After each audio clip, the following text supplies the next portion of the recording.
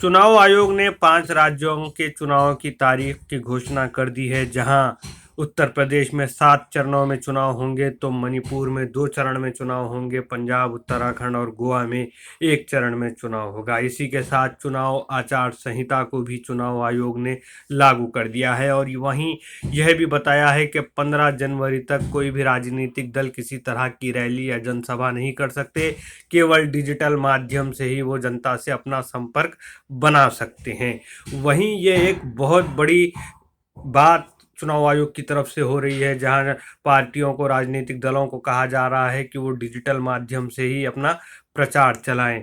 आज की इस कोविड की परिस्थिति में जहां एक महामारी चल रही है, अब ये महामारी कब खत्म होगी, कितने महीने और लगेंगे, कितने साल और लगेंगे, कोई नहीं जानता। लेकिन चुनाव को रोका नहीं जा सकता, जिसके चलते चुनाव आयोग इस तरह की गाइडलाइंस ला रहा है। 15 जनवरी के बाद क्या डिजिटल जो चुनाव प्रचार की बात चुनाव आयोग राजनीतिक दलों को कह रहा है, क्या इसमें और बढ़ोतरी होगी? क्या आने वाले समय में चुनाव आयोग और डिजिटल चुनाव प्रचार ही दल करें, इस तरह की बात वो कर सकता है? शायद वो आइंदा चल करके बात पता चलेगी।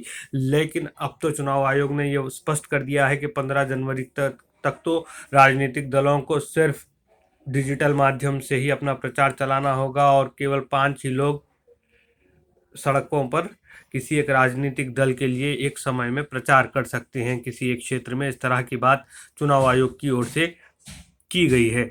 वहीं यह चुनाव हर राजनीतिक दल के लिए बहुत ही महत्वपूर्ण है और पहले ही राजनीतिक दल सोशल मीडिया का और डिजिटल माध्यम का लाभ लेते रहे हैं। और जहां तक डिजिटल माध्यम की बात है तो भारतीय जनता पार्टी पहले ही से सभी राजनीतिक दलों से आगे रही है। लाल कृष्ण आडवाणी जब उप मुख्यमंत्री प्रधानमंत्री थे, अटल बिहारी वाजपेयी के प्रधानमंत्री रहते अटल बिहारी वाजपेयी के कार्यकाल में, उस समय पर उन्होंने रेडिफ के जरिए जनता से अपना संपर्क बनाया था। जनता से अपना संपर्क इंटरनेट के दौर में आडवाणी ने उस समय बनाया था जब सोशल मीडिया था ही नहीं, और क्यूट फेसबुक, ट्विटर, ये सब तो सोशल मीडिया के प्लेटफॉर्म्स उस समय नहीं थे। तब से भारतीय जनता पार्टी इंटरनेट के माध्यम से लोगों से जुड़ने का प्रयास और कोशिश करती रही है। अब जबकि चुनाव प्रचार पर प्रतिबंध चुनाव आयोग की तरफ से लगाया गया है, तो वहीं जब केंद्र सरकार की ओर से कृषि कानून लाए गए थे और कृषि कानूनों के वापस लेने के बाद ये आशंका जताई जा रही थी कि जो 1 साल तक किसानों ने दिल्ली में आंदोलन किया बॉर्डर पर, वो सरकार और भारतीय जनता पार्टी के विरुद्ध मोर्चा खोलेंगे, कहीं ना कहीं वो भी अपनी रैलियां करेंगे। आज भारतीय जनता पार्टी को केवल विपक्षी दलों से ही संकट नहीं है, बल्कि कई ऐसे किसान संगठन भी है जो जनसभाएं करके अपनी बात जनता तक रखना चाहते हैं और ये चाहते हैं कि इसका प्रभाव चुनाव पर पड़े।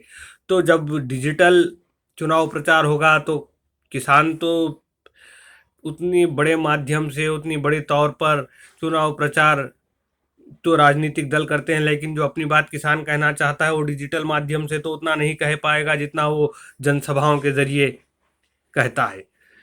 तो वहीं और एक देखने वाली बात यह है कि 2014 के बाद से भारतीय जनता पार्टी ने जिस तरह से डिजिटल प्लेटफॉर्म्स का इस्तेमाल किया है, सोशल मीडिया प्लेटफॉर्म्स का इस्तेमाल किया है, वो बहुत ही ज़्यादा उसके अंदर प्रभावी रूप से काम करते रहे हैं। और 2014 में जो भारतीय जनता पार्टी को सफलता प्राप्त हुई, उसमें बहुत हद तक सोशल मीडिया का एक अहम रोल रहा है, व्हाट्सएप का एक अहम रोल उसके अंदर रहा है, कोई इस बात को नकार नहीं सकता। तो वहीं जो सोशल मीडिया से कही हुई जो बात होती है वो पूरे जन तक नहीं पहुंच पाएगी। जितनी बात जनसभाओं के ज़रिए पहुंचती है सोशल मीडिया के माध्यम से, डिजिटल प्लेटफॉर्म से, उतनी बात नहीं पहुंच पाएगी। लगभग केवल 10-20% अगर मतदाताओं तक बात अगर किसी राजनीतिक दल की पहुंच जाए तो ये बहुत बड़ी बात होगी, लेकिन बाकी के 70-80% लोगों तक वो बात डिजिटल माध्यम से नहीं पहुंच पाती, जितना आसानी से वो जनसभाओं द्वारा जनता तक बात को अपनी पहुंचा सकते हैं। तो वहीं राजनीतिक दल जो बात अपना चुनाव प्रचार में करते हैं, लगभग एक ही मुद्दे वो होते हैं और एक ही मुद्दों को वो अलग अलग क्षेत्रों में, अलग अलग सीटों पर, अलग अलग जनसभाओं में राज्य भर में फिर फिर कर उसी बात को दोहराते हैं। जब एक बार वो बात को अगर सोशल मीडिया पर कह देंगे, फिर दूसरे दिन अगर वही बात कहेंगे, तीसरे दिन अगर वही बात कहेंगे, चौथे दिन अगर वही बात कहेंगे, तो स्वाभाविक है उनके व्यूज़ भी कम होंगे, देखने वालों की संख्या भी कम होगी। राजनीतिक दल और राजनीतिक दलों के लिए जो चुनाव प्रचार का समय होता है, ये बहुत महत्वपूर्ण समय होता है, क्योंकि यही वो समय है जहाँ जो फ्लोटिंग वोट्स होता है, जिन मतदाताओं ने अपना मन नहीं बनाया, वो राजनीतिक दलों की जनसभाओं में आकर उन राजनेताओं के भाषणों को सुनकर उससे प्रभावित होकर वो अपना मत देते हैं। ये एक बहुत बड़ी बात है। जो डिजिटल प्रचार की जहाँ तक बात है, डिजिटल प्रचार ज़मीनी प्रचार का मुकाबला कभी भी नहीं कर सकता। इस बात को हमें समझने की ज़रूरत है। अब लोगों तक जब डिजिटल माध्यम की बात हो रही है, डिजिटल माध्यम से राजनीतिक दल प्रचार करेंगे, तो ऐसे समय में अक्सर लोगों के पास सबसे आसान माध्यम क्या है? इलेक्ट्रॉनिक मीडिया है। अब जहाँ तक इलेक्ट्रॉनिक मीडिया की बात है, जो समाचार चलते हैं, जो मीडिया हाउसेस है, वो तो पहले ही एक बहुत सारे मीडिया हाउसेस एक पक्ष ले चुके हैं। चाहे वो सार्वजनिक तौर पर ना कहें, लेकिन उनका एक अपना पक्ष है, वो किस तरफ झुके हुए हैं, उनका टिल्ट किस तरफ है, ये सब जानते हैं। तो वो जो अपनी बात बताएंगे या जो जिन बातों को सामने रखेंगे, उन्हीं राजनीतिक दलों की बातों को रखेंगे जिनसे लगेगा कि वो जिस तरफ झुके हुए हैं उनको राजनीतिक लाभ हो। इस तरह की बात और इस तरह की चीज़ें ही वो अपने मीडिया हाउसेस द्वारा बताने और दिखाने की कोशिश करेंगे। और एक अहम बात यह है कि आज विपक्षी दलों का जो मुकाबला है, वो प्रधानमंत्री नरेंद्र मोदी से है। प्रधानमंत्री नरेंद्र मोदी एक राजनीतिक रणनीतिकार है, इस बात को समझना होगा। उनका कहा हुआ हर शब्द, उनकी कही हुई हर बात, उनका लिया हुआ हर निर्णय भारतीय जनता पार्टी को कैसे राजनीतिक लाभ प्राप्त होगा, भारतीय जनता पार्टी को चुनाव में कैसे सफलता प्राप्त होगी, इस चीज़ को देख करके वो अपनी बात को कहते हैं। तो उन्हें समझना है कि उनका आज सीधा मुकाबला विपक्षी दलों का एक राजनीतिक रणनीतिकार से है, जिनके लिए चुनाव जीतना बहुत महत्वपूर्ण है। चुनाव में सफलता का मतलब और अर्थ यही है कि किसी राजनीतिक दल ने सत्ता में रहते हुए अच्छा काम किया, जनता ने उन्हें फिर से मत दिया, इस बात की पुष्टि उसमें नज़र आती है।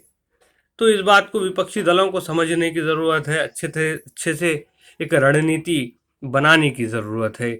और अब चुनावी माहौल अब गरमाने लगेगा यहाँ से। अब जनवरी की 15 के बाद भी क्या डिजिटल माध्यम से ही प्रचार हो या ना हो, इस पर समय समय पर चुनाव आयोग हालात और परिस्थितियों के हिसाब से महामारी कितना फैल रही है नहीं फैल रही है, इसको देखते हुए वो निर्णय लेंगे। लेकिन चुनाव तो बहुत रोचक और महत्वपूर्ण होने जा रहा है। ये जो चुनाव है 5 राज्यों के, इसमें लगभग 100 लोकसभा की सीटें हैं और इसमें यह तय करेगा कि राज्यसभा में भारतीय जनता पार्टी की सीटें आने वाले दिनों में इन्हीं परिणामों पर निर्भर करेंगी कि क्या वो अपनी सीटों को बनाए रखने में सफल रहेंगे। अगर विधानसभा की सीटें भाजपा की कम हो जाती हैं तो संभवतः उनकी राज्यसभा की सीटें भी कम हो जाएंगी। राष्ट्रपति का चुनाव होगा तो उस पर भी इन राज्यों के चुनाव का बहुत बड़ा असर होने जा रहा है। इन 5 राज्यों में आज 4 राज्यों में भारतीय जनता पार्टी की सरकार है। पंजाब में तो भारतीय जनता पार्टी की कोई अधिक वहाँ पर अब पहचान नहीं रही। 1-2 सीटें भी अगर वहाँ भारतीय जनता पार्टी को आ जाएं तो बहुत बड़ी बात है। इस तरह की बात चुनावी विशेषज्ञ कह रहे हैं। लेकिन उत्तर प्रदेश में, उत्तराखंड में भारतीय जनता पार्टी को अच्छा प्रदर्शन करना है, इस बात को वो लेकर के चल रहे हैं, क्योंकि इन चुनावों का जो प्रभाव है वो आने वाले दिनों में बहुत हद तक पड़ने जा रहा है और भारतीय जनता पार्टी इस बात से भली भांति अवगत है।